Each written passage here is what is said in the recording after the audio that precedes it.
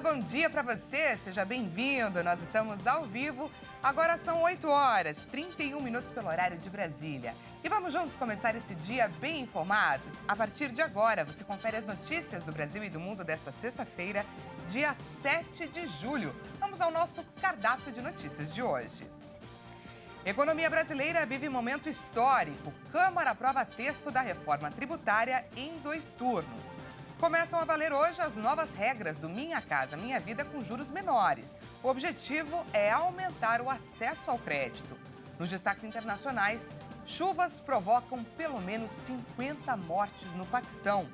E ainda, o empresário Elon Musk ameaça processar a nova rede social Threads.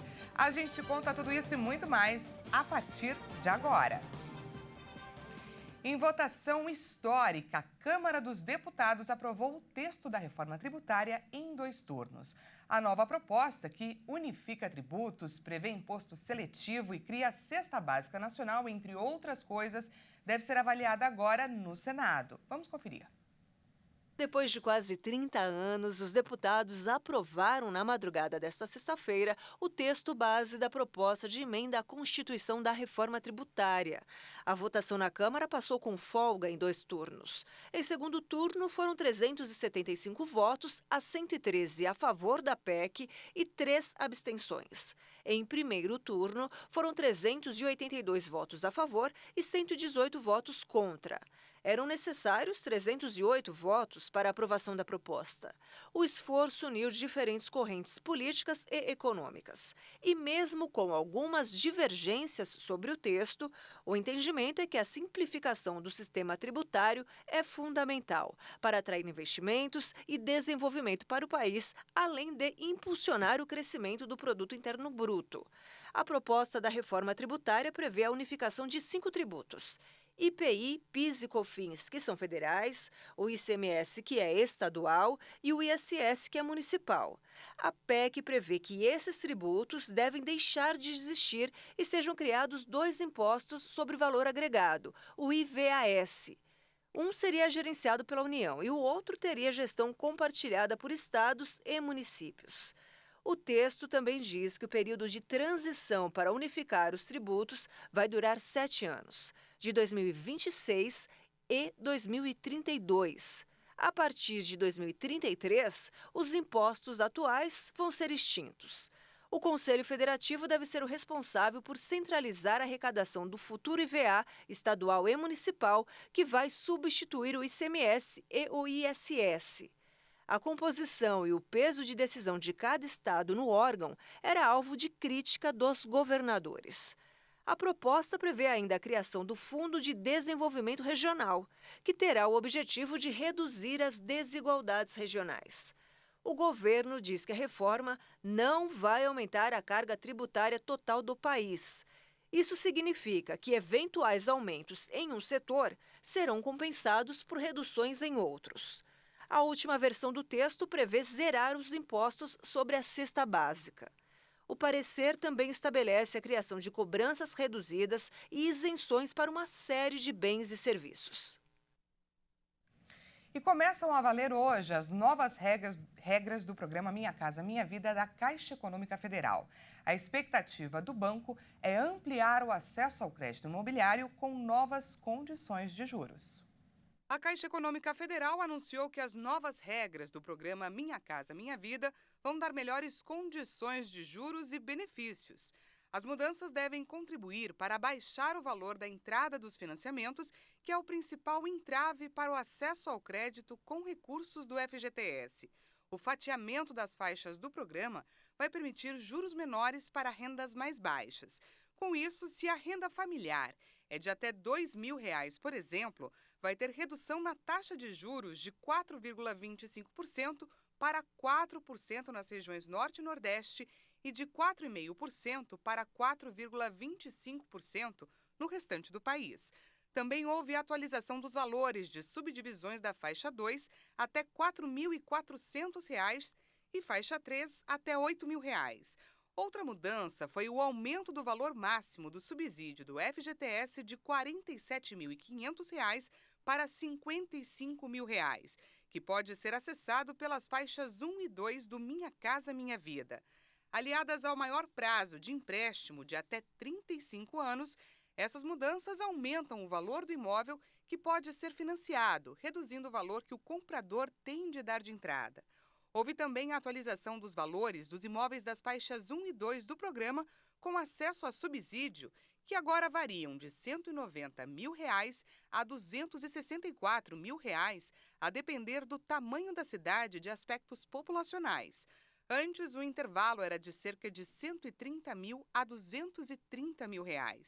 E para a classe média, o aumento do valor do teto do imóvel para a faixa 3 para R$ 350 mil permite o acesso a financiamentos com as taxas de juros mais baratas do programa, de até 7,66%. E a saída de Daniela Carneiro do cargo de ministra do Turismo foi confirmada ontem pelo governo.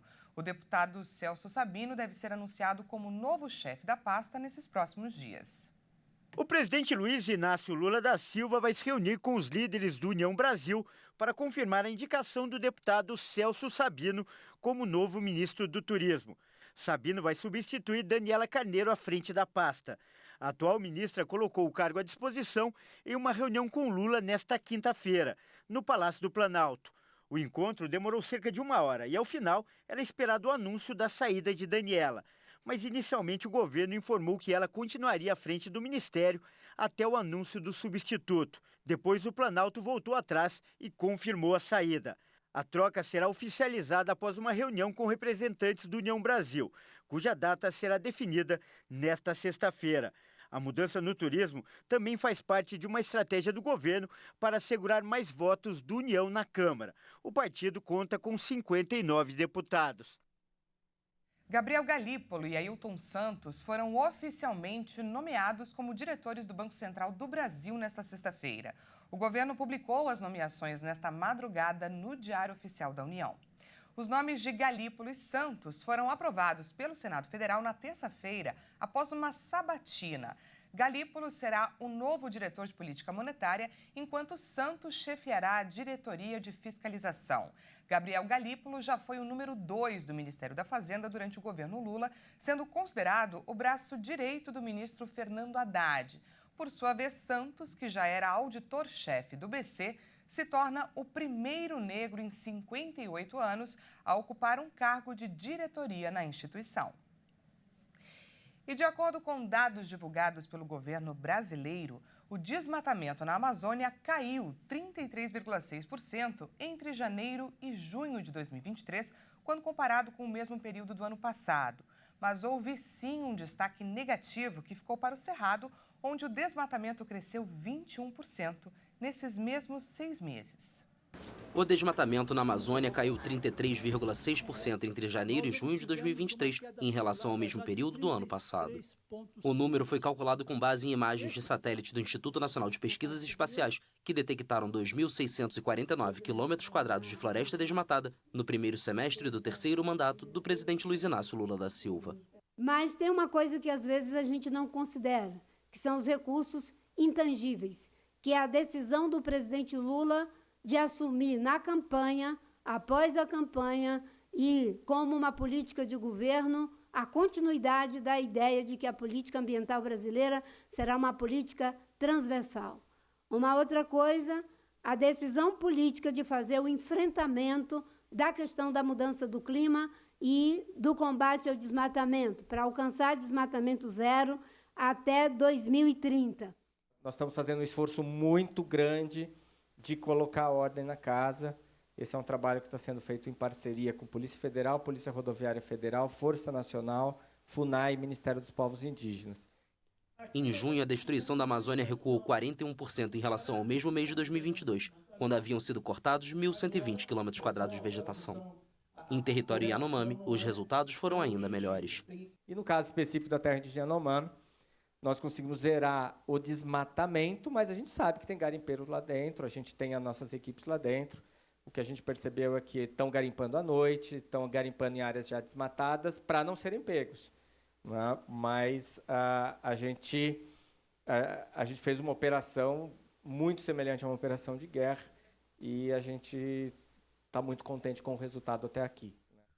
Já no Cerrado, um dos biomas mais agredidos, foi registrado um aumento no desmatamento de 21% no primeiro semestre do ano, em comparação com o mesmo período de 2022. O Ministério do Meio Ambiente e Mudança do Clima sinalizou que os números demandam uma ação tão urgente como na Amazônia. Só a parte de um prédio desabou na manhã dessa sexta-feira no bairro do Janga, na cidade de Paulista, que fica em Grande Recife. De acordo com testemunhas, algumas pessoas foram soterradas pelos escombros do edifício e ficaram feridas. E pelo menos uma criança está sendo procurada entre os destroços. O Corpo de Bombeiros disse que foi acionado por volta das 6h35. 8 viaturas foram enviadas ao local. Os bombeiros ainda não confirmaram se há de fato vítimas. E o drama dos refugiados afegãos que estavam acampados no Aeroporto Internacional de São Paulo acabou na semana passada após um acordo feito entre o governo federal e a Prefeitura de Praia Grande, no litoral paulista. Por algum tempo, 128 imigrantes ficarão em uma colônia de férias da cidade. Um deles, um afegão. Vamos conhecer a história dele com a repórter Maria Clara Leite. Correr pela praia, com vento no rosto, se divertindo em família. A imagem demonstra a sensação de liberdade que Navid, a esposa e os 4 filhos agora vivem aqui no Brasil.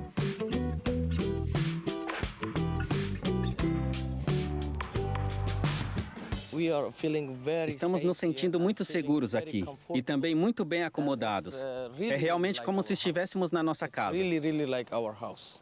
Assim, a família toda se sente na colônia de férias do Sindicato dos Trabalhadores nas Indústrias Químicas e Farmacêuticas em Praia Grande, litoral sul de São Paulo, onde chegou no último dia 30 de junho, com um grupo de 128 imigrantes afegãos que até então acampavam em condições precárias no Aeroporto Internacional de São Paulo, em Guarulhos.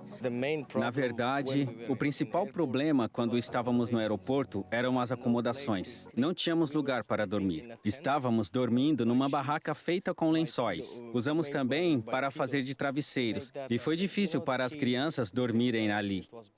Mesmo com as dificuldades, pode-se dizer que a vida no aeroporto era melhor do que no Afeganistão.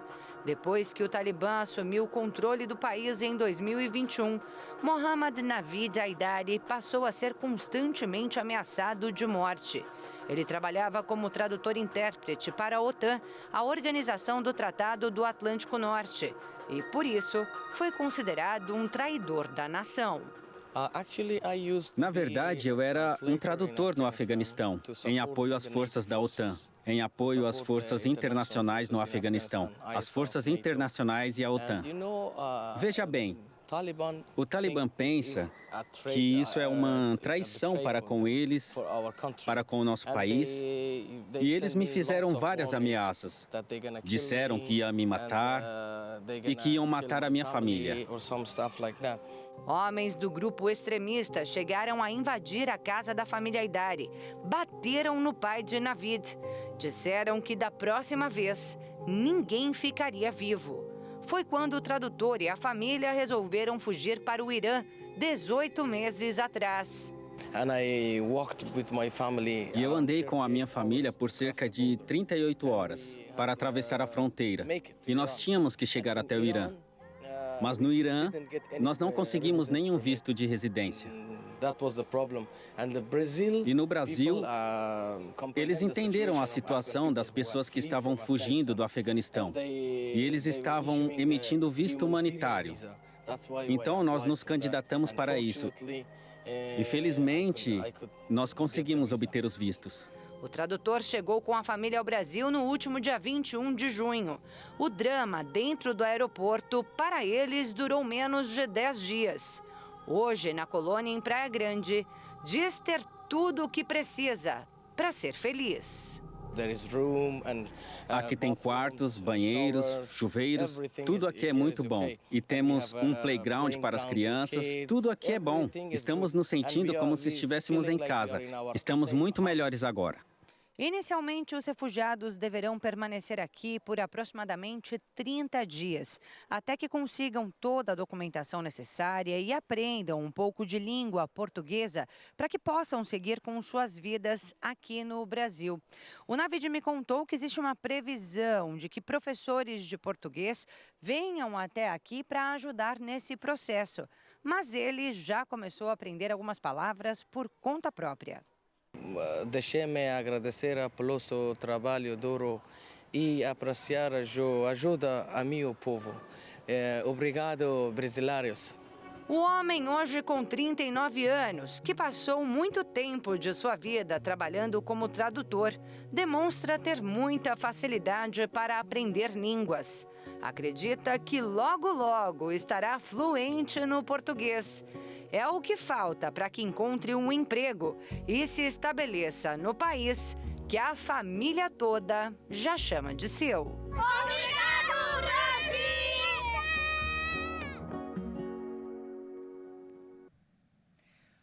Muito bacana, não é? Essas pessoas terem a oportunidade de recomeçarem as suas vidas. E veja a seguir, chuvas provocam pelo menos 50 mortes no Paquistão. E ainda, empresário Elon Musk ameaça processar a nova rede social Threads. Nós voltamos já, não perca!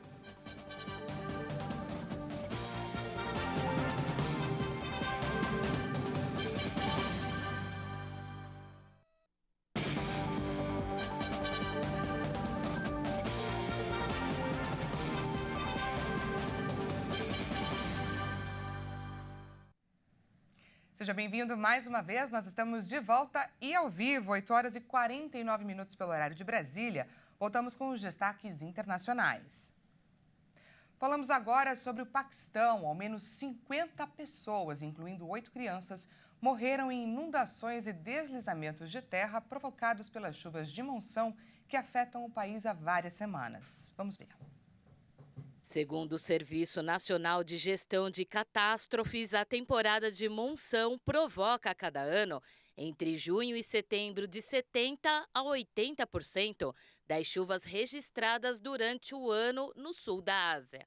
As chuvas são cruciais para milhões de agricultores e para a segurança alimentar desta região populosa, mas também provocam inundações trágicas e deslizamentos de terra. As rodovias ficaram inundadas e quase 35% do país sem energia elétrica e água. O Serviço Meteorológico prevê mais chuvas torrenciais para os próximos dias e alertou para possíveis inundações das proximidades dos principais rios do Punjab. Os cientistas afirmaram que as monções se tornaram mais abundantes e imprevisíveis com a mudança climática. O Paquistão, quinto país mais populoso do mundo, é responsável por menos de 1% das emissões globais de gases do efeito estufa, mas é um dos mais vulneráveis aos fenômenos meteorológicos extremos provocados pelo aquecimento global. E as autoridades peruanas relataram nesta quinta-feira novas erupções no vulcão Ubinas. Olha só, as cinzas expelidas, elas já começaram a atingir as comunidades mais próximas e o governo cogita inclusive ações emergenciais caso a situação se agrave. Vem se organizando desde o início da semana para distribuir barracas e colchões caso seja necessária uma evacuação das cidades e vilarejos próximos. Na segunda-feira, o Instituto Nacional de Defesa Civil peruano disse em comunicado que o estado de alerta na área foi elevado de amarelo para laranja, segundo os padrões nacionais, após o vulcão projetar cinzas a 1.700 metros de altura. O governo regional de Moquegua decretou estado de emergência por causa da atividade do vulcão. A governadora Gília Ninfa Gutierrez afirmou que o dispositivo vai permitir modificações orçamentárias e ativar a execução de arquivos de emergência, que foram preparados em tempo recorde. O sul do Peru é uma área de importantes jazidas de mineração e abriga uma dezena de vulcões ativos. O Peru também faz parte do chamado Anel de Fogo do Pacífico, área com alta incidência de terremotos e atividade vulcânica. A operadora do submersível que implodiu durante uma expedição aos destroços do Titanic, que vitimou as 5 pessoas que estavam a bordo, anunciou que suspendeu as atividades por prazo indeterminado. O submersível Titan foi reportado como desaparecido em 18 de junho e a Guarda Costeira Americana informou em 22 de junho que a embarcação tinha sofrido uma implosão, encerrando a desesperada operação de resgate que dominou as atenções do mundo. Na semana passada, especialistas recuperaram supostos restos humanos dos destroços do submersível, que foi encontrado no fundo do mar. A OceanGate, com sede nos Estados Unidos, informou em seu site que suspendeu todas as operações de exploração e comerciais, 2 semanas após a tragédia com o submersível Titan, na qual morreram, entre outros, o CEO da empresa, Stockton Rush. Supõe-se que os 5 tenham morrido instantaneamente quando o Titan, com tamanho aproximado a um veículo utilitário, implodiu ao não suportar a pressão durante a imersão no Atlântico Norte, a aproximadamente 4 quilômetros de profundidade. E o empresário Elon Musk ameaçou processar a nova rede social Threads. Lançada pela Meta, ela é uma concorrente do Twitter. O advogado do bilionário acusa a empresa de apropriação ilegal de segredos comerciais. Vamos então entender melhor essa história.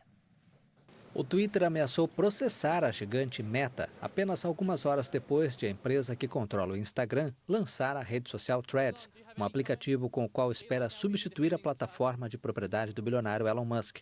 Em uma carta dirigida ao diretor da Meta, Mark Zuckerberg, publicada nesta quinta-feira pelo site de notícias Semaphore, o advogado de Musk, Alex Spiro, acusou a empresa de apropriação ilegal dos segredos comerciais do Twitter e outras propriedades intelectuais. A carta acusava a Meta de contratar dezenas de ex-funcionários da empresa de Musk que tinham e ainda têm acesso aos segredos comerciais do Twitter e outras informações altamente confidenciais. O aplicativo Threads é o maior desafio enfrentado até hoje pelo Twitter, que viu surgir uma série de potenciais concorrentes, embora nenhum com poder suficiente para substituir uma das maiores redes sociais do mundo. Poucas horas após o lançamento, mais de 30 milhões de pessoas haviam baixado o aplicativo Threads, anunciou Zuckerberg nesta quinta-feira. O mais recente movimento de Zuckerberg contra Musk aumentou ainda mais a rivalidade entre os dois bilionários, que inclusive concordaram recentemente em se encontrar para uma luta corpo a corpo dentro de uma jaula. E a gente segue de olho, é claro, nessa briga de gigantes. Essa edição fica por aqui. Muito obrigada pela sua companhia. Às 10 horas eu volto com mais informações. Até lá!